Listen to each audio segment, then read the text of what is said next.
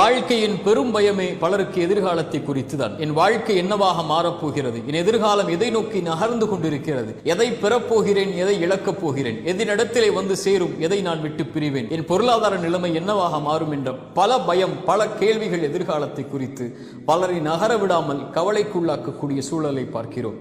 இறைத்தூதர் நம்முடைய மனதை ஆற்றக்கூடிய வார்த்தைகளை சொன்னார்கள். எந்த ஒரு ஆத்மாவும் இந்த உலகத்திலிருந்து மரணித்து விடாது, அதனுடைய வாழ்வாதாரத்தை முழுமையாக்காமல் எனக்கும் உங்களுக்கும் எழுதப்பட்ட கடைசி சொட்டு தண்ணீரை நானும் நீங்களும் அருந்தாமல் இந்த உலகத்தில் இருந்து பிரிந்து விட மாட்டோம். நமக்காக எழுதப்பட்டதை நாம் அடைந்தே தீர்வோம். நம்மிடத்திலிருந்து யாரும் பறித்து விட முடியாது. இறைவனால் முடிவு செய்யப்பட்ட பாதையில் ஏன் பயம் நகர்வதற்கு, ஏன் கவலை? நடப்பவை நடந்தே தீரும். இறைவன் இதை துவங்கும் போது நம்மோடு தான் இருந்தான், முடியும் வரை நம்மோடு தான் இருப்பான். நடப்பவை, அமைக்கப்பட்டவை நம்முடைய பாதையில் நலவாகவே அமைக்கப்பட்டிருக்கிறது என்ற நம்பிக்கையில் முன்னேறுங்கள். இறைவன் இருக்கிறான்.